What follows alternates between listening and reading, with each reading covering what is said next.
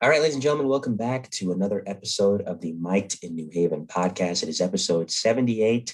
It is the 37th episodes of the podcast since my return in December of 2020. It's going to be a busy next couple of weeks for the podcast. Yesterday, I spoke with a Wall Street watchdog and author, Jeff Ingber, who's a fascinating guy. He was a great guest, of course. Episode 76 was Mike Richter, 74 and 75 NBA playoff preview, 73 Volume 1 of the Best of the Bravest miniseries with Ray Sealy, former FDNY lieutenant. And today, we're going to get back to the news aspect of the podcast, which should be pretty interesting in episode 78 with my next guest, who is a man whose Long Island roots have served him well in his journalistic career, a Hofstra graduate, class of 2007.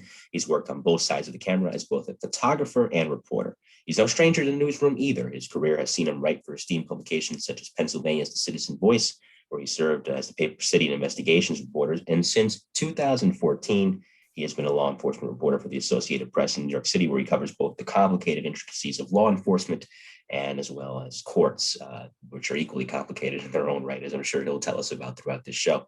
It is Mike Sisak, and he joins us now on the Mike Name podcast. Mike, we followed each other for a while on Twitter. It's nice to finally have you here. Welcome. How are you? Thanks for having me. Yeah, it's good to meet somebody you kind of met through Twitter. Maybe not face to face yet. We're still kind of coming out of the pandemic, but at least we're able to meet on the podcast and on the Zoom call. Yeah, absolutely. You're an interesting guy. And I figured, the contact information is right in your bio. I might as well just reach out and see if he wants to come on. And thankfully you did. So I'm happy to have you here, which should be a great time chatting with you. So as I mentioned when I was introducing you, grew up on Long Island. First question is a pretty easy one. Take me through your childhood and what those early years were like. Yeah, so I grew up in Comac on Long Island, which is also the hometown of Bob Costas and Rosie O'Donnell of sports and entertainment fame. Some other folks, former Mets pitcher Pete Harnish is from Comac as well. So it's about 40 miles or so east of the city. My father is retired now, but he worked in journalism, all his career. And that's sort of where I got the bug. My mom is also retired, but she was a social worker, a counselor, and actually really provided a lot of insight to me as I've been covering some of this court stuff that involves Me Too, some of the big cases that we've been talking about in the headlines the last few years, Bill Cosby, Harvey Weinstein, et cetera. But growing up, it's a suburban sort of lifestyle. I got the opportunities that I think a lot of kids on the island, have playing sports, not very good, but playing sports, and then wound up covering sports. In high school, my friends were playing football. I was on the sidelines taking pictures and writing about the games. And that's really sort of where that journalism bug blossomed and took off. And I worked for a local weekly newspaper covering the games. And then I got a full-time job while still in college at another weekly chain of newspapers. And that, helped that community aspect of it really, I think, just helped drive home how you can have impact even on a small level, covering a meeting or a school board or a sporting event. People are going to read that, and you might see them down on Main Street in Huntington and wave to them. They're buying the paper with their daughters or their sons' basketball game in it, or field hockey or whatever. So that was just sort of the upbringing. It all kind of came together there. The early childhood experiences, and then blossoming into journalism. We all have our influences. For me, I've mentioned this numerous times in the podcast, and I hope that I can get him on in the summer. And that's, for me, I love to write. And the guy that really kickstarted that in me was Mike Lupica of the New York Daily News, of course, for many, many years, and also the sports reporters on ESPN. So for you, obviously your father was a reporter, and besides his influence on you, did you have a specific writer or journalist in specific on television or in print that really had a profound impact on you? I think my father, obviously, and, going off for that for a little bit, having the opportunity to follow him to work occasionally, to drop in, to talk to his colleagues, to talk to people like Dave Anderson and Ira Burkow, who were columnists at the Times, Malcolm Moran, who covered college football for the Times for many years and now is a professor at Indiana University. People like that. And then even now, I'm a grown person, but I still try to keep on top of what, some of the sports folks are doing, Tyler Kepner, Joe Drape, people like that. And then in a broader sense, I think it's probably partly the connection to Comac, but Bob Costas, as an interviewer, as a host, as a person who's able to present a story to you in a succinct way. I think television, is a totally different animal when it comes to writing and presenting, but there's a lot that can be learned from how he was and other folks were able to distill something very important or very large into 30 seconds or 45 seconds. Mike Sisak here, the Associated Press here on the Mike Name podcast. Very nice to have Mike with us for episode 78. So as I also mentioned when I was introducing you, you went to Hofstra University, and that's really critical. Hofstra came into the center of the nation's attention because a presidential debate was held there back in 2016. That is really ground zero, along with, I think, Fordham as well, in terms of producing a lot of great journalists. So there, what would you say now, as you were older now? And granted, obviously you had a unique background with your father being in the business, but nonetheless, what valuable lesson did you pick up while at Hofstra that still guides you in your reporting to this day? Yeah, I think Hofstra, I wound up there after starting my college career at Penn State, and then did some of the, general education credits or what have you at Suffolk Community College, because everything didn't transfer over. You know how that works. That's sort of a story for a different day. But Hofstra, the reforming the education system is a different topic. But yeah, Hofstra was great. I commuted there. I lived at home and drove in. But what I really liked about the experience there was having that classroom foundation for what you maybe thought you knew about how journalism worked, or how to tell a story, how to write a story. And the fact that many of the professors, many of the faculty were, still working journalists or recently retired journalists from Newsday, from places like News 12, the city TV stations, network television, magazines, newspapers. That was really an insight and a window into how these places operated and what they were looking for as far as journalism, reporting, writing, and even as a job applicant, coming out of college, you kind of don't know where to go from there. And that was really insightful as to what an editor, a hiring manager is looking for. And having that opportunity, being so close to New York, you mentioned Fordham as well, some of the other schools in the area. We had that great opportunity to learn from some really great professionals. And I also met a lot of great people there, people that came from all over the country because they wanted to work in the New York media market. And they saw Hofstra as a place that would maybe allow them to do so. And a lot of the folks that I went to school with have gone on to great careers as well, at Newsday and magazines and publishing, et cetera. Absolutely. And so I think another fascinating point to this is that, you're in college, you're juggling your studies, and naturally you're already kind of dipping your toe and venturing out your own right into the business. That's not easy to juggle. Like for me, a while ago, in the summer of 2018, I took a hiatus from the show because I realized that, and I do it for free. I'm an independent guy, but I realized I couldn't juggle this and college at the same time. So it was one or the other, and I chose college, and it was the right decision for me. But you stayed the course and you juggled both. So how does one do that? I think I was lucky in the sense that the duties played off of each other to a degree. I think if I was, going to school for something that was unrelated to what I was working in, that might have been a struggle because it would be like two separate parts of the brain, figuratively speaking.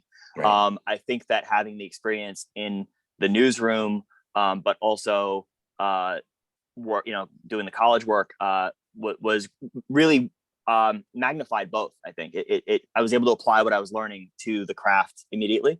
But I will say, for full disclosure, I did pull back after about a year of full time, 40-hour weeks at the newspaper chain. I pulled back into more of a part-time contract role or freelance role, still covering a lot of the sports and some of the news stuff, but not the constant grind, because like you, I felt I just couldn't manage, and I did not want to, have a longer term detriment to my studies or something like that.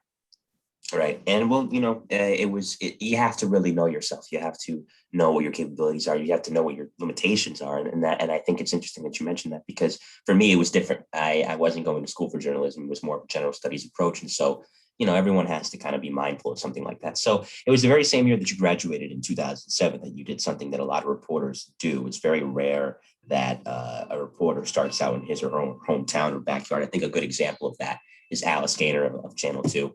WCBS. She graduated Fordham. She started within her hometown, but not everybody does that. So you went out to Pennsylvania, which, listen, isn't that far away from New York? No, you weren't going cross country, but you're a young guy at the time. You're 20 something at the time, starting out. So what prompted that decision? And did you initially suffer from homesickness? Yeah, I think that's really a great question. And for, if there's folks that are getting into this business, which has changed drastically since 2007 and probably has changed in the last 5 minutes in some way. Journalism is a constant state of flux right now. But I think that that was a situation where I think a lot of people find themselves in, where you're just applying. I really wanted to be in journalism. I wanted to be at a newspaper as long as I could, again, with the fluctuation with online and all that. And I just sent out a ton of applications, and I talked to some folks, initial interviews, that sort of thing. And a lot of great opportunities at smaller community newspapers. We could really learn and grow.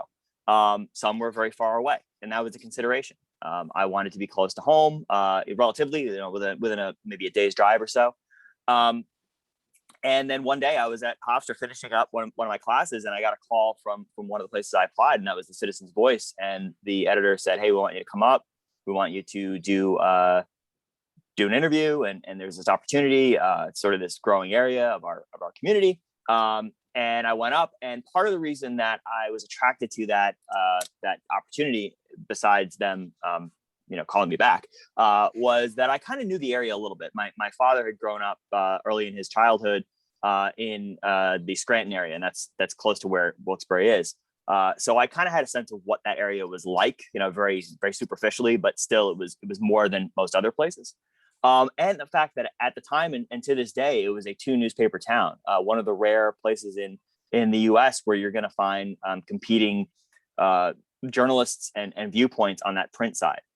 So that was fascinating. And it really worked out very well. It's a 2.5, 3 hour drive, depending on traffic from Long Island.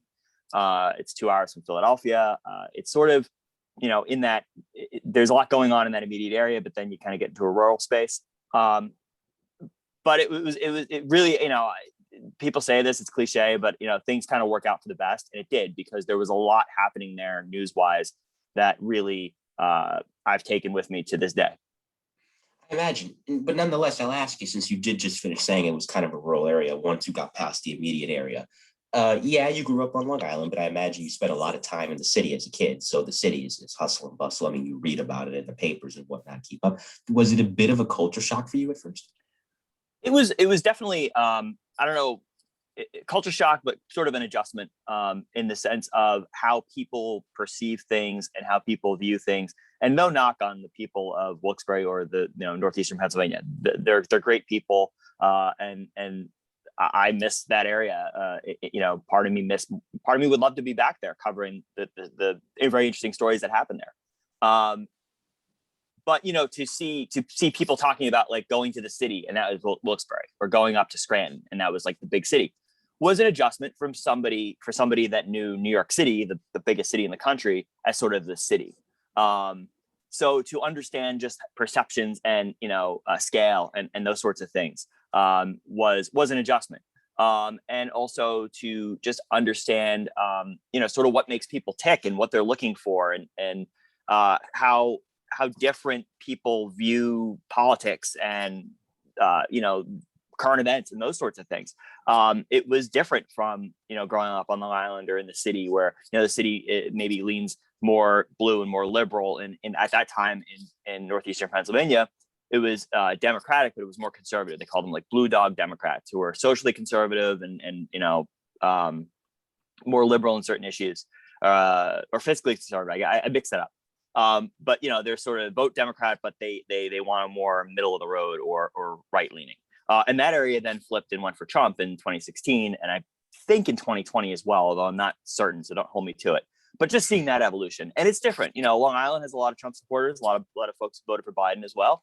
The city's certainly much bluer than the suburbs, but you get a different perspective from a place like northeastern Pennsylvania. One of the first stories I did up there was about a community where there was a battle over whether dirt roads where people still living on dirt roads, would be paved, and who would pay for that, and how the taxes would be affected, and those sorts of things.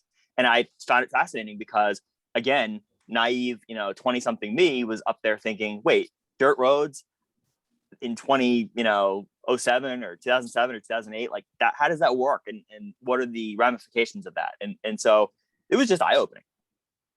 Your claim about Pennsylvania, I'm going to have to call up Daniel Dale and have him fact check you. No, I'm just kidding. I'm messing around with you. We're talking with Mike Sisak here, the Associated Press here in the Mike New podcast. Nice to have him with us. So, I mean, working as an editor while also simultaneously being a reporter, it's interesting because not only are you in charge of your own stories, but you're also making sure that other reporters' stories are accurate and that you want to make sure that whatever you have to remove or encourage them to include is there too. So I guess, going to school, as we kind of talked about earlier, those two roles played off each other for you as a college student. That helped. Was it the same story as far as being an editor and being a reporter is concerned, since they both played off each other? It wasn't that much of a hassle to do both? Yeah, absolutely. I think that, sort of journalism, I'm sure other industries are like this. I have not worked in other industries, but the education always continues, right? So you have your college education, you have what you learn as you're working through that. Then you're constantly learning on the job. And there was great training in being a reporter because I wanted to learn what I wanted from an editor. I wanted to see the perspective and how I could flip it. So if I'm the editor relating to the reporter as opposed to the reporter relating to the editor. And I think that, our group there in Wilkes-Barre when I was there was really solid. And we, for that last bit where I was sort of running some of the news operation day to day or signing stories, that sort of thing, it was really collaborative.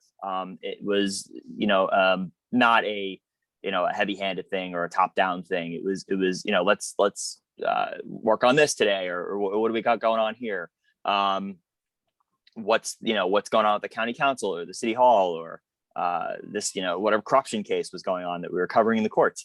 And we also worked still together. I think that I wanted to still have a hand in reporting. And so, some of the last stories that I was working on were things that, while managing or and you probably would have to ask my boss if I was a good manager or not. I don't know. But managing that, but also having a sense of like, hey, we can do this, or let me make some calls. Like I can be useful in this.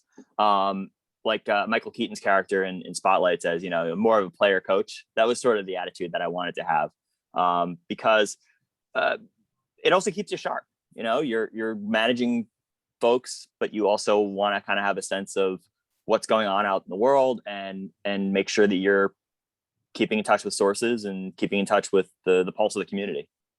Absolutely. It's kind of akin to, as you're familiar with the show. I got a lot of retired NYPD guys and gals on the show. And, among the people I spoke to, Bill Cannon and Pete Pranzo, shout out to them, one a sergeant, one a lieutenant. They both, even after getting to those positions, wanted to stay out on the street. They didn't want to work in an office because they wanted the same thing. They wanted to have those skill sets. So you mentioned covering corruption down there and something involving the courts. And that is, of course, the Kids for Cash scandal centered on kickbacks, which occurred in 2008, according to what I have in front of me, just to set the stage for my listeners, and I'll let you take it from there. In 2008, two judges by the name of Michael Conahan and Mark Ciavarella were both convicted of accepting money in return for imposing really harsh sentences on juveniles and having them stay longer than what they needed to in for-profit detention centers. That's a horrible, horrible story. And those kids' lives, I mean, I hope they're doing well, but obviously they were altered and not for the better. Take me through covering something like that from two people, obviously, who in their position should know better. Yeah, I got to Wilkes-Barre in late 2007, and through some shuffling, some people leaving, some reassignments of our reporting staff, I wound up covering courts and a little bit of politics. And so I immediately was in the courthouse and sort of learning who some of these characters were. And we didn't know at the time the extent of what was going on. In hindsight, I kind of wish we did. So we would have broken some of those stories more so than we did. But around that time, in 2008, this group out of Philadelphia called the Juvenile Law Center filed a complaint to the state Supreme Court outlining what it said were these allegations that kids' rights were being deprived as they went through the juvenile court system. And Mark Ciavarella, you mentioned, was the head of the court system as the president judge, which is like the top judge at the time. It's a term of like 10 years, or rotates in some amount of time. So he was in charge. Conahan had been in charge prior to him. And he was running this juvenile court. And juvenile court is held mostly behind closed doors. A lot of people don't go in there like they would for an adult trial or an adult case. So he was able to operate with a veil of secrecy. And the original complaint didn't mention the money part. It mentioned that he wasn't apprising kids of their right to a lawyer, that he was rushing them through the court process, that hearings were lasting, a minute, 2 minutes, 3 minutes, very quickly, so that he didn't have the full grasp of what was going on, and that he was sending these kids away to this private for-profit detention center. Well, as we started digging into this, and my colleague, Dave Janoski, who's the editor of the paper now, started looking at some of the judge's connections to other figures in the community, in the legal community. And he noticed that one of the judges, Judge Chivarella, signed a mortgage or a loan guarantee. It was a guarantor of a loan for this guy, Robert Powell, who was one of the co-owners of that detention center. So there were ties there. And then we figured out some more ties. The judges, Chivarella and Conahan, owned a condo in Jupiter, Florida. They had guests that were involved in this legal community as well. So there were all these tentacles going on and questions about why this judge was being so harsh. And I remember I wrote a story about very early on in that sort of reporting line about kids being sent away because they didn't have lawyers. And he called up, Judge Chivarella called up the next day, and he was very angry. He left a voicemail. He said, "Mike, I want to see you in my chambers. Come over, 3:00 or whatever." So I talked to my colleague Dave Janoski. He says, "Hey, mind if I tag along?" And I said, "Sure." So I go over to Chivarella's office. He yells at me. Dave Janoski's with me. And in yelling at me, Chivarella admits that he was violating the constitutional rights of the kids by not apprising them of their right to have a lawyer. So that was story number one. Janoski then says, "Well, are we, we got that covered. Okay, Judge, I want to ask you about this." He pulls out a folder and he presents to him these loan documents that have the judge's signature all over them and the name of the co-owner of the juvenile center. So he gets Chivarella to admit that he's now backing financial arrangements for a guy that he's also helping line the pockets of because he's sending all these kids there. Little did we know, until the feds came with their indictment in January of 2009, I believe it was, that the judges were on the receiving end of kickbacks to the tune of $2.8 million. They were paid what was called a finder's fee, although it was actually more of a bribe or a kickback, according to the federal prosecutors. And so there was immediate flurry of activity, removing them from the bench or sidelining them. Conahan by that point was sort of a senior judge, so he wasn't doing much day-to-day work, but was still involved. It just caused a whole torrent of issues, and it really triggered this domino effect of people getting indicted, getting arrested. You had a county commissioner who was arrested. You had other members of the courthouse staff, school board members that were getting kickbacks to put teachers on the payroll, etc. It was like 30-something people that got caught up. It was sort of like NEPA's version of like the Mueller report. Like, you had just all these people kind of constantly going and getting charged. And so fast forward, because this is a long story that I want to make a little shorter. The judges were offered a plea deal, 7 years and change. It got messed up. Conahan eventually took a plea deal, went to prison. Chivarella went to trial, got convicted. Chivarella is still in prison. Conahan got a release last year through the COVID-19 pandemic. He said, he had hardship, medical issues, and the Bureau of Prisons granted him home confinement. He lives down in Florida now with his wife. He seems to have some health issues that have been plaguing him. Chivarella, I'm not sure what's going on with him. And as far as the kids go, which is probably the most important part of all this, you have varying outcomes. You had one kid, if I ever get to write a movie or something about this, it's going to be like the last scene of the movie. This mother, the day that Chivarella was convicted of a young man who actually wound up taking his own life because of the stress of this whole juvenile court system situation. She accosted him and started yelling at the judge that was just convicted and said, "You ruined my life. You took my son." And it was just this crazy emotional scene outside the courthouse. Other people who are now adults that went through the system, they've had all their records expunged from their juvenile court case, so that's not going to follow them anymore. And some are doing very well. Some are, professionals thriving. Others, mixed outcomes, have had a hard time of it because of both the issues that they were dealing with as young people, whether, it was drugs or, criminal sort of mischief type things, or the possible effects, the PTSD or what have you, of being through that court system. At such a young age, too. And again, from people who should know better, Chivarellas was sentenced to 28 years, I have it in front of me, in federal prison. And that though, even though obviously it's a horrible story, reporting like that essentially created a dragnet. So I imagine that looking back, you have to be quite proud that along with your colleagues, you were able to shed a light on something really ugly and bring two people that needed to be exposed right essentially to the very front of the arena. Yeah, it was very, I think, eye-opening, and to have the power of journalism in the sense of, the federal investigators were doing their thing. They were going to get after these judges based on tips they received, based on investigative leads they had.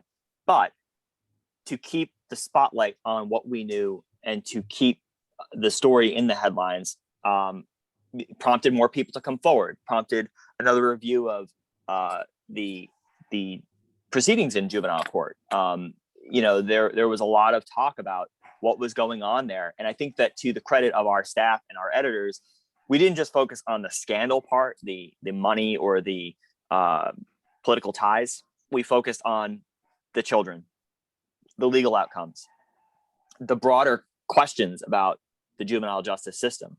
And I remember doing a story after the scandal sort of broke, where they had to rebuild trust in the courthouse. And we did a 3-part series sort of, from these ashes. Luzerne County, which is what the county was, where Wilkes-Barre is, was seen now as a model for the state of transparency, of putting in a system. One of the other ancillary sort of scandals was that civil cases were being steered to certain judges, Chivarella, and he was doing favors for his friends and appointing arbitrators and those sorts of things, and big monetary awards on like insurance cases. So they put in a system to have that randomized and to expose conflicts of interest. Now, I don't know, again, a system is only as good as the person that makes it, but they took steps that were seen as steps that could be replicated across the state. And there are some places in Pennsylvania and New York, elsewhere, where you still have those issues of a judge maybe not disclosing a conflict of interest, or a party, a lawyer or what have you, having an interest in a case and maybe trying to steer things a certain way. So from, unfortunately, like anything, when a plane crashes or there's a mass shooting or something, we start learning lessons that maybe we should have learned all along. And in that, in our coverage, I think we saw the sort of the scandal, the ramifications, and then also the lessons learned. So it wasn't, as a journalism exercise, not to toot my own horn, but to give credit to the Citizens Voice and that organization, and also to the Times Leader, the other newspaper in the community, to just keeping on the story and seeing it through. Yeah, absolutely. And you know what? It was something that, unfortunately showcases something that you see in a lot of society, which is society, when it comes to these types of things and systems, is not proactive, but rather reactive. And it's something that comes home to roost for sure in situations like this. So you were also in Pennsylvania when the Penn State scandal broke, and that's well documented. We all know what happened there. I'd rather not detail it because it's very disturbing and gross, but you were covering that. When did you, obviously this is a big program.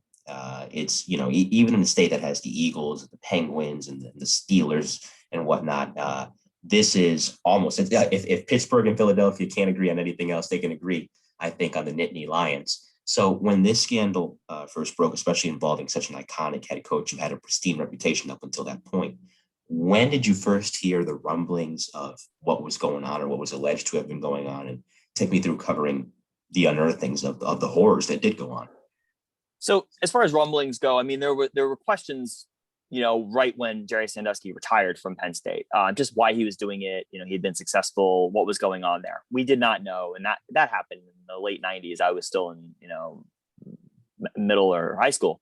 But then, looking back on that in hindsight, you kind of then start asking the questions. And I think it was when Sarah Ganem, the Patriot News, broke the story of the investigation that was happening in the state attorney general's office in Pennsylvania. It was like late March of 2011. What was interesting and fascinating about that was, again, she was doggedly pursuing that story. And a lot of people and a lot of other media just said, okay, a former Penn State coach is under investigation. Okay. Even the prosecutors that were involved in that case said, he's looking out on the courthouse steps. There's media, massive presence. And he kind of says, I thought this would be a local story, for the papers around this area and maybe in the state. Didn't think, because this guy had been retired a long time, didn't think it would be that big deal. And it was a big deal, but not this huge scandal. And it was like, it just kind of went dormant that summer and then into the fall. I think Joe Paterno was asked about it at one of his press conferences. And he kind of said, I don't know. They asked questions or, he said something that was kind of like, okay, it's going on, but I don't know. And then, it was his last game that he coached was, I think, on Halloween or right around Halloween. It was, they won in the last second. Illinois kicked a field goal that hit the upright, I think, and they won Joe Paterno's 409th victory. But at that game, in that stadium, I was talking to folks in the media who were talking about the rumors that Jerry Sandusky was about to get arrested, arranging for photographers to be at the courthouse, maybe in the next week or so. It was interesting because Penn State had that game and then they had a week off and then they were playing their following game against Nebraska. So this all happened in this sort of 2-week stretch where there wasn't a football game I think, I might be misremembering that, but I thought there was some time. I think it was like Halloween.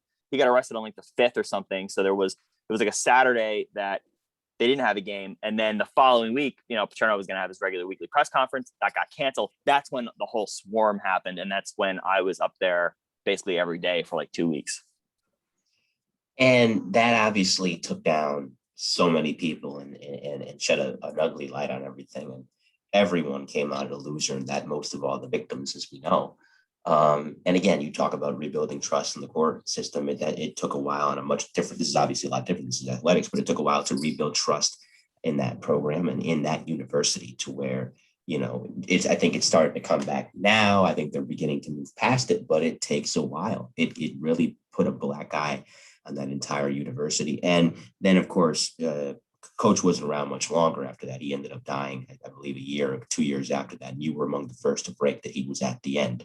So take me through learning that he was in failing health and that people were coming by to say goodbye, and then subsequently, putting that out there in the public. Yeah, so he got fired the first week of November or so. That was it was a chaotic night at one of the hotels on the Penn State campus. The board met. They had a press conference around 10 o'clock. Said he was dismissed. The students, went down to the main drag in town and were rowdy. And then very quickly thereafter, we learned that Joe Paterno had cancer, lung cancer. I had reported that he had been seen going to an infirmary and then was at a hospital for some undisclosed medical condition.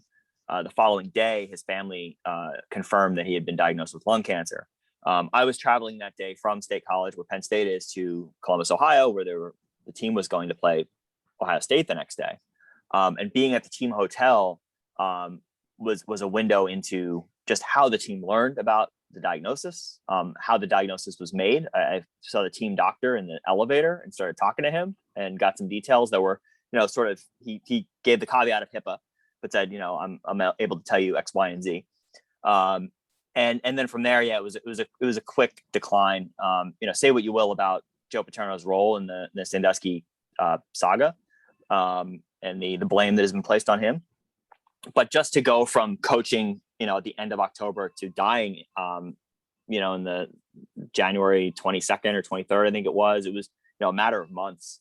And just to see that happen. And the story you're referring to, I think, is, the day before he died, there was a lot of speculation about his health and his condition. And there were some reports that he had died. There were some reports that he was receiving his last rites. There were all these things going on. And so I, felt, as journalism sort of this duty to just set the record straight, not even to break a story or anything, just to kind of set what do we know and what can we put out.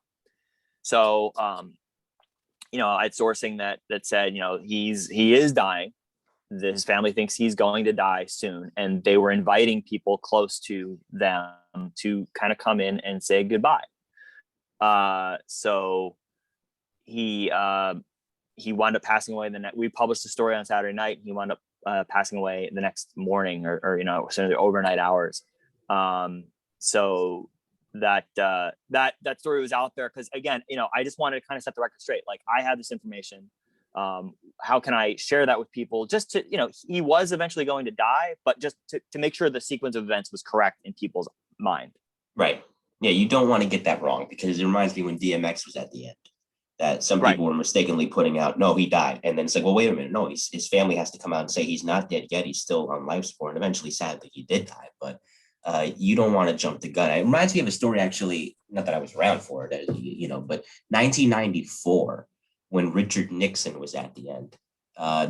This was a story told, I believe, either by Peter Jennings before he himself passed away, or somebody that worked with Peter, and that they were waiting around, a different time in journalism, obviously, back then, waiting around, and they didn't want to get off the air until they were sure that Nixon had passed away, because they didn't want to jump the gun. So something like that's important, because say what you will about the person, that is a human life that is hanging in the balance, and you have to make sure that you treat that with the respect that it deserves, what you did. So 2004, oh, you wanted to add something? I'm sorry. Well, no, and there are great, terrible examples, I should say, from journalism about why we should just wait. We're in this era of trying to be first, but we want to also be accurate. We had that with Gabrielle Giffords, the congresswoman who was shot in Arizona several years ago. The newsroom, the Aaron Sorkin show on HBO, sort of dramatized how certain news outlets were saying she had passed away. Their fictional news outlet refrained from saying so, as others that were involved in that also refrained. And then it turned out that she had survived.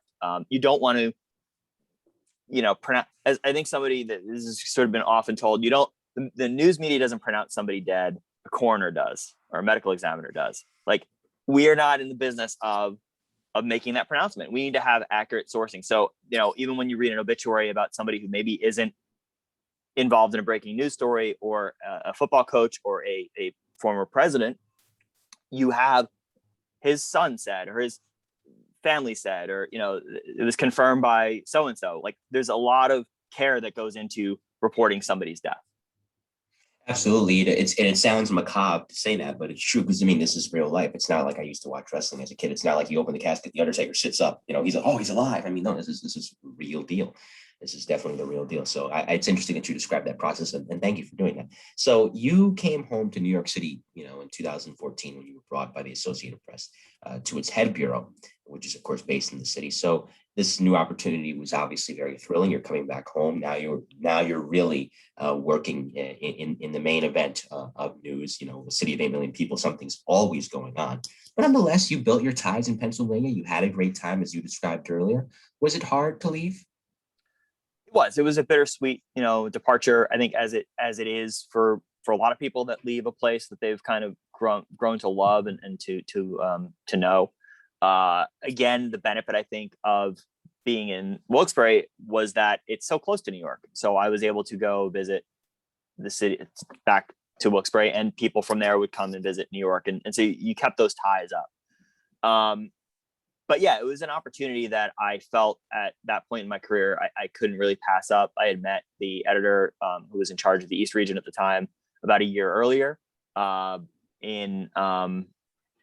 a journalism conference in Pennsylvania. And the experience that I had in Pennsylvania, I think really, that conversation that helped put me on her radar. And she said, hey, if there's an opportunity that I think you'd be a good fit for, I'll see you in the job listing and you can apply and we can go from there. So there were some, jobs that came up. I applied, didn't work out at first, but then eventually it did. And it was a 6-month temporary position. So I was sort of gambling on this idea that maybe I'll do a good job and get offered another position at the AP, or use the opportunity in New York to then springboard somewhere else. But it was a gamble, because nothing in life is guaranteed. And that was something I wanted to do, though. I thought, being in New York City, being in that environment, with everything that was going on, and also being closer to home and to family was something that I really wanted to do. Mike Sisak is our guest here on the Mike Game Podcast, episode 78. So that being said, I mean, a couple of stories I want to talk to you about before we get to your work as a law enforcement reporter is covering the NYPD is obviously something that's even now, the current climate, it's not anything new. It's always been at the forefront of the discussion because it's an agency that is the most visible out of all the city agencies in New York.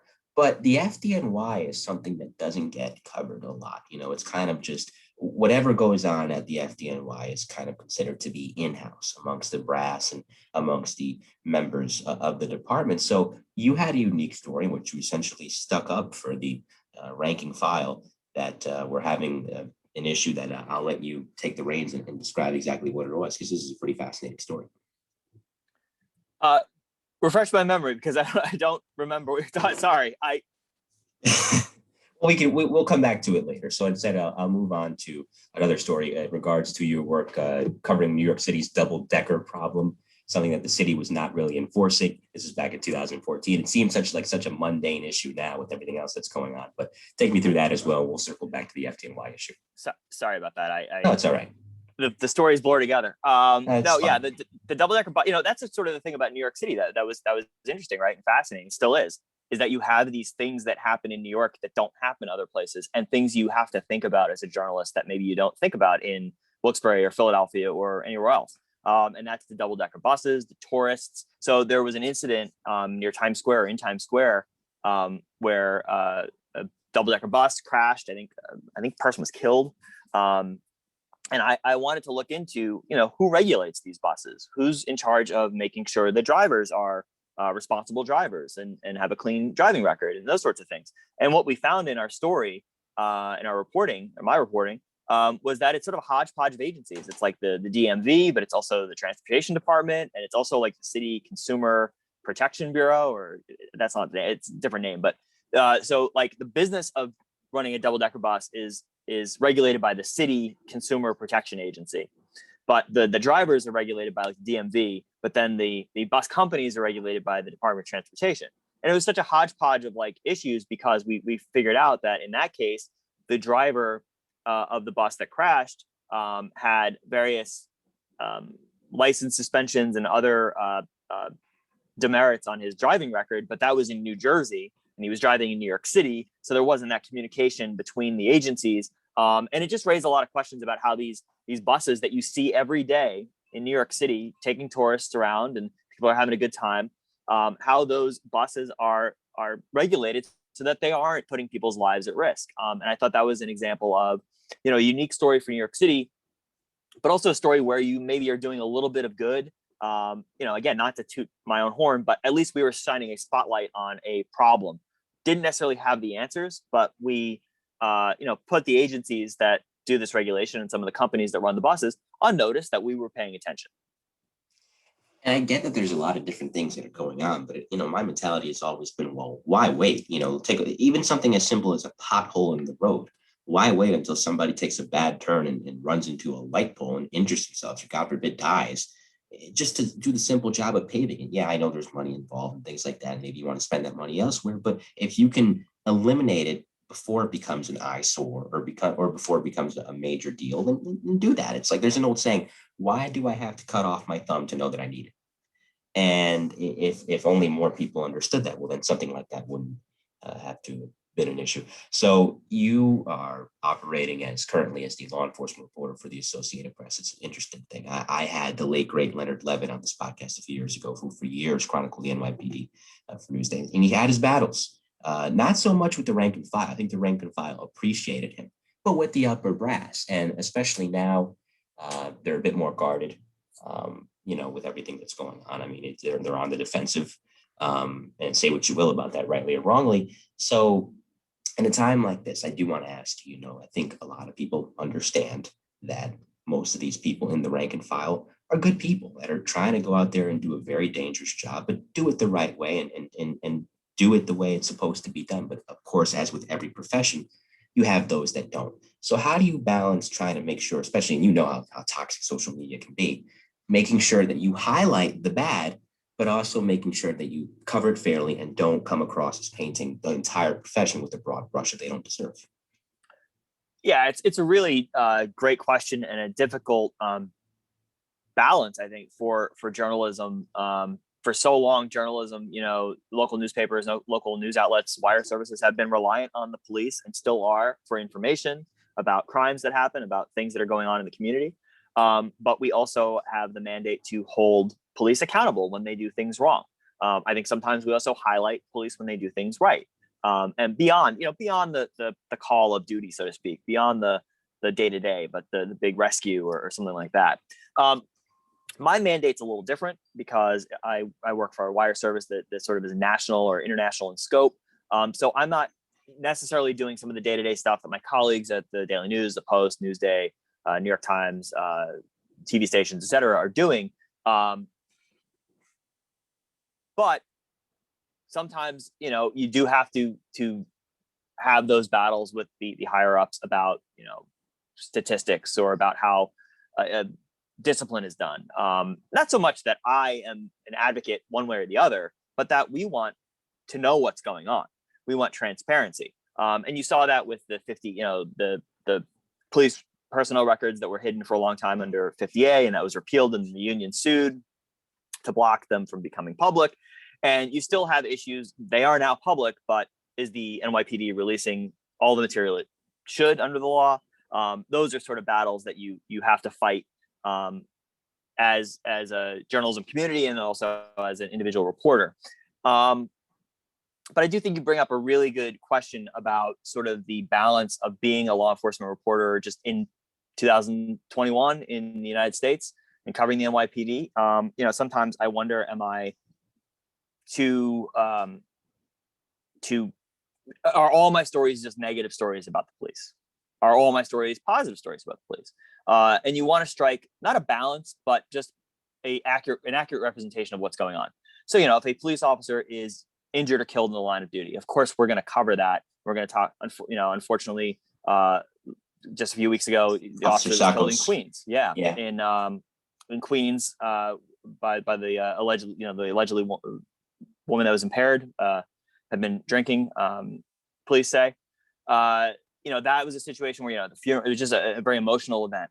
But at the same time, if police are going to use deadly force, you want to accurately, as much as you can, represent that. You will fight to get the body camera footage, other footage that is available, perhaps, and talk not only to the police about it, but to other witnesses, to the person that was killed, to their family, to get a full understanding of, as much as you can in these fraught situations, what happened. More now than ever, people have cell phones, people have recording these things. We saw that with, in Minneapolis with the George Floyd case. Police said he had a medical episode, but what was the cause of that medical episode? When Eric Garner died in Staten Island, the initial release from police said that he had had a heart attack during an apprehension or while being arrested, that sort of thing. It was only when the video came out from the bystander that recorded the interaction that you knew more about what the police were doing in that case. And that was deemed an illegal chokehold, and the police officer that applied that was fired.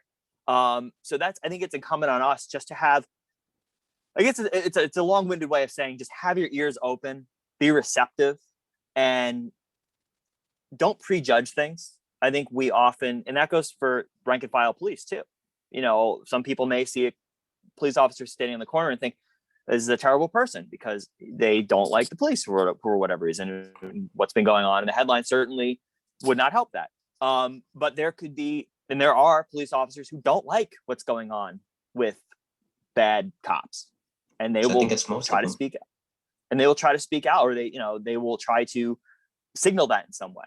So it's just having your ears open and having your eyes open, and I think trying to absorb as much as you can about whatever the issue is, I think is paramount. And then conveying that to readers in a fair way. And I'm very glad I asked you about that. I appreciate your answer. It was very forthcoming and candid, because I want to get inside the mind of a reporter in a time like this. And, I think social media really doesn't help that. I told this to a friend of mine, shout out to Irma Rivera a retired first grade detective. I said, if it wasn't for this show and maybe the occasional column I write, I honestly wouldn't even have a Twitter, because I remember something.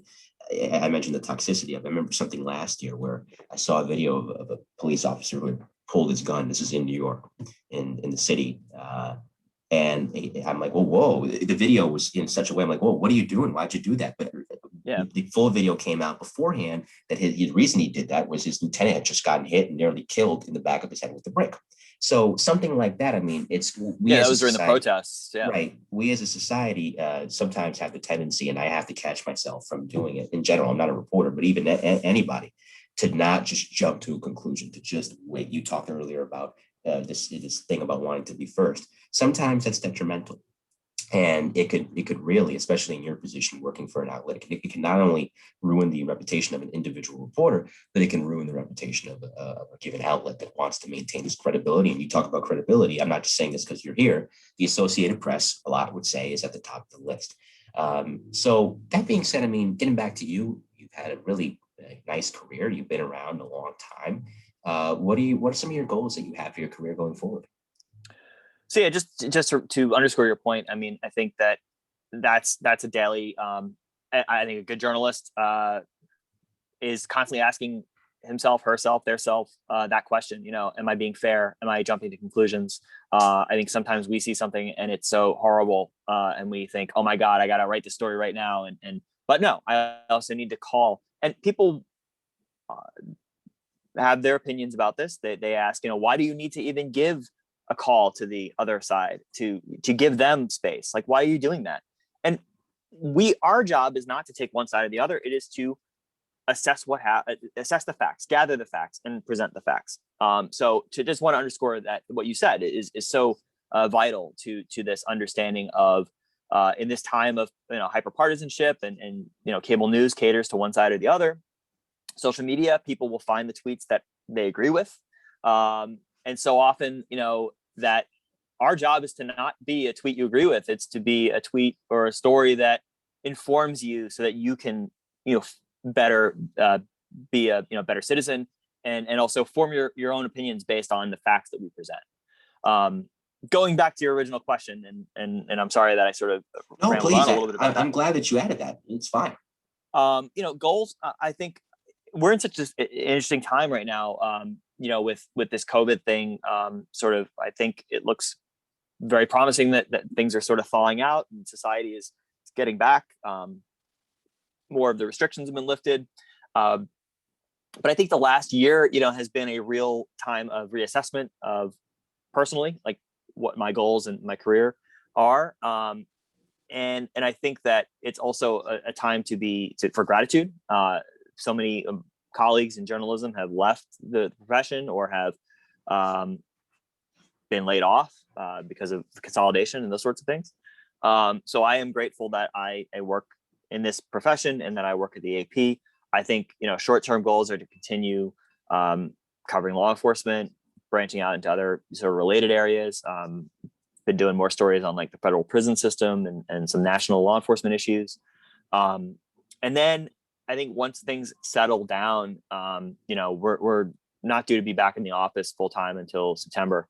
But just mapping out sort of like as an organization or as a bureau, what are our goals for covering law enforcement, for the interactions that law enforcement increasingly have with politics, with other topic areas. And then personally, what's the best way to convey, whatever I know about a topic to an audience? Is it through writing stories? Is it through more video? Is it through, a podcast, maybe like a true crime or law enforcement type podcast? Although you have a lot of that covered, so I don't want to step into your territory. No, you're good. I do different stuff too. But you know what I mean? Is it's just sort of seeing where the evolution goes, and also taking a sort of a self-assessment. I think it's constantly evolving. It's going to sound weird, but I watched, Phil Mickelson the other day winning the PGA Championship, and he's 50, going to be 51. And I thought, hey, he's, 13, 14 years older than me. Okay, that's a lot of time, but it's not a lot of time. So where do I want to be when I'm 50? I'm not going to be winning the PGA Championship. If you see my, drives going this way and that way. But professionally, what does that look like? Family, living, all the things, they kind of all blend together, because your job, helps you pay for the things you want in life. And where does that take you? So I think that's sort of it's not a great clear answer for you, but it's sort of this idea of like just constantly looking and reevaluating and thinking, how do I maximize sort of the impact or the value? Again, not sounding sort of sanctimonious or egotistical, but like, I want to write a story that does good, or informs readers. What's the best way to do that? Or maybe it's not a story. Maybe it's, like I said, a podcast or a video, that sort of thing. The AP is a great place to be. I don't see myself anywhere else. But now I sound like a quarterback who's like, there's no plan to go anywhere else. New York AP is great. And I appreciate the opportunity that I got in 2014 to come here. Absolutely. That, because it's funny you mentioned that. I mean, I'm 21, and I'll look back. I'm like, well, how did that happen? Because it feels like just yesterday I was graduating from middle school, and now I'm an adult, and legally I can go into a bar. I had that funny moment. Like, I got invited somewhere I couldn't go because I had prior commitment. But I was thinking to myself, I'm still in this underage mentality in this aspect. I'm like, wait a minute, I can't go to a bar. I'm like, wait a minute, no, yeah, now I can. And now there's other responsibilities and things like that. I'm like, and I told my mom, like, I never thought I'd get to this point where one second I'm a 12-year-old goofball, and I'm 21, I'm still a goofball, but now I have to be a responsible goofball. So it's interesting just how quickly it goes. So you've been very generous with your time. I don't want to keep you too long. It's now time for a concluding segment with this podcast. It is called Rapid Fire. I know you're familiar with the show, so perhaps you've seen it. 5 hit and run questions from me, 5 answers from you. I'm sure you're ready. So first, I'll hit you up with this. Favorite bar or restaurant in the city to go to? I would say Stout before a Rangers game. The crowd there, that's something I miss with the COVID times. That's probably like sort of maybe not a great answer, but it's the first one that comes to mind because of the environment and all the fans there, and that's just an opportunity just to kind of unwind and relax. Absolutely. So second, we talked about a lot of the intense stories that you covered. Most uplifting story you ever covered? I did a story about 5 years ago now. I saw a post on social media about a young girl who was afraid. It was from a mother who said her daughter was afraid that she's going to be taken away and taken to another country because she had heard Donald Trump on television talking about banning Muslims from being in the US. And this was a young girl, so she did not have a full sense of what that meant and what he was saying, but she was very afraid. And I saw that post, I reached out, and I talked to many parents who had children who had similar fears. And that sounds like it's a political story, and it sounds like it's a story that takes a slant one way or the other about the candidate. But what the story was really about was these children and how what they kind of hear in the fog of childhood can really have a detrimental effect on them.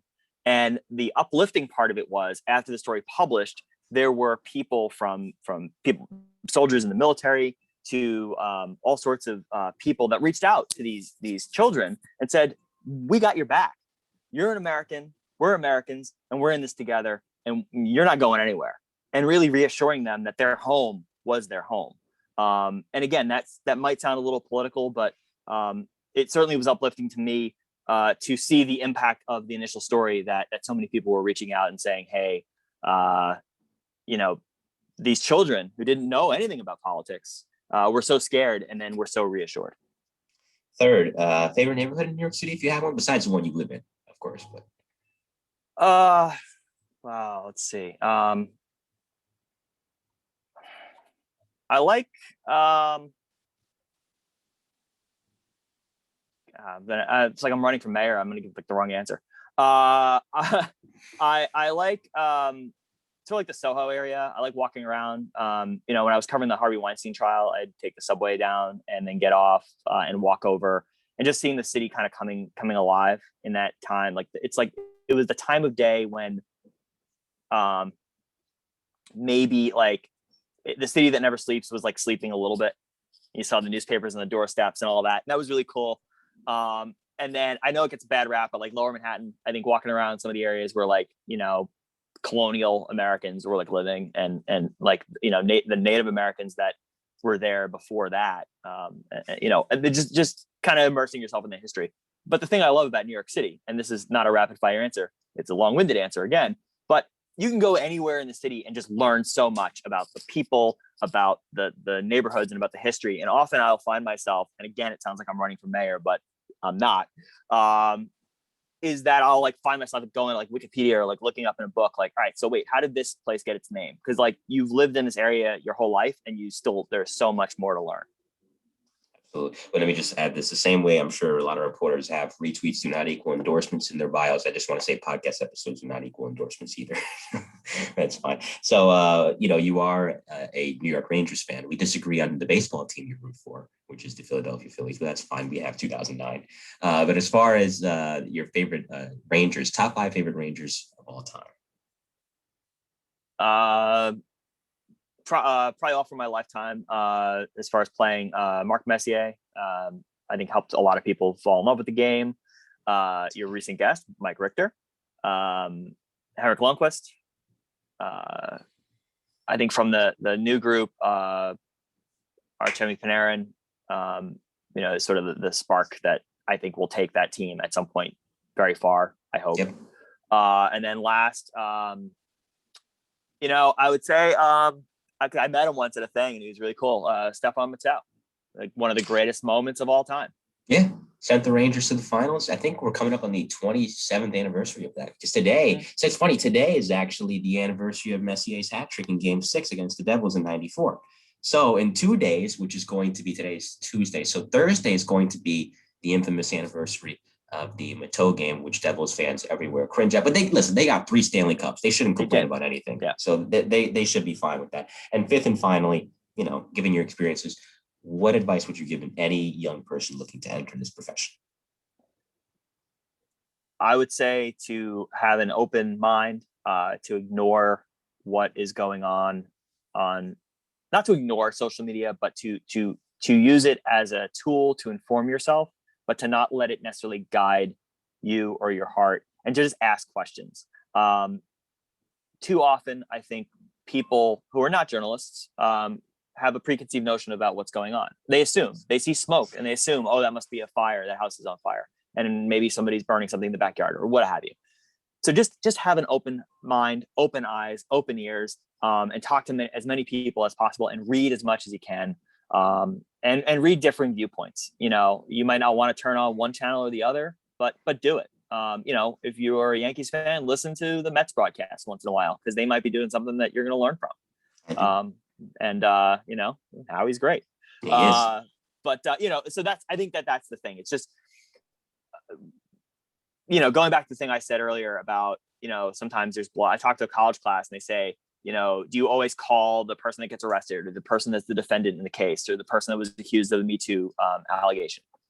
It's like, yes, because they're either going to say no comment, they're going to tell you it didn't happen, they're going to tell you something, or they're going to say something that ends up being the bigger story.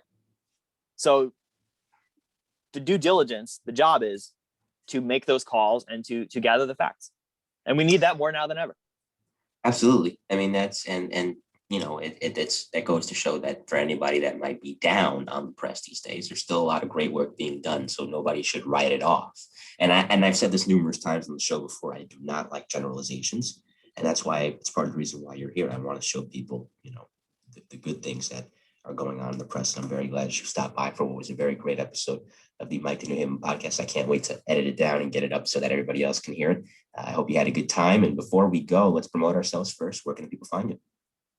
I'm on Twitter, Mike Sisak, MikeSisak. That's probably the best way to get me, because I have on there also other contact information. I know you were trying to get me on my one phone, and they got me on the other one. So if people want to get me on the phone, you'll be able to find my information there. And then on apnews.com is where all my stories appear. And if it's hard to find stuff on there, just Google, you know, my name, Michael Sisak, and AP, and stuff should come up, whatever the most recent stuff is. All right. So on Twitter by now, I mean, Mike already follows me, so this doesn't go for him. But Mike in New Haven is my Twitter name. It's obviously my old WFAN calling name. All those years I spent getting yelled at by Mike Francesa. So if you want to follow me on Twitter, you can follow me there. Anybody that might listen to this, you wanted to say something? Well, speaking of Mike Francesa, I just wanted to circle back to the Paterno firing that next day. Mike Francesa, apparently, I still haven't watched the full clip, but was very critical of the young man in the blue shirt that kept barking questions about why'd you fire Paterno? What'd you know about Paterno? Well, that was me. So thanks, Mike, for that. I didn't know that. Wow, it comes full circle. I haven't spoken with Mike in a long time. Last time I spoke with him was July of last year, but I never knew that. I miss him. I miss him. He was he was He's good. grumpy. He's good, dude. Yeah, I remember when he and Mike in the Mad Dog did Hofstra was playing for, and Jay Wright was at Hofstra. They were playing to get into the NCAA tournament. And Mike and the Mad Dog came out and broadcast the game, did play-by-play in color on WFAN. And it was like, we were all there. It was fascinating. Fascinating time. Yeah, he's a good sport. He gets a little, becomes fodder on the internet for people, but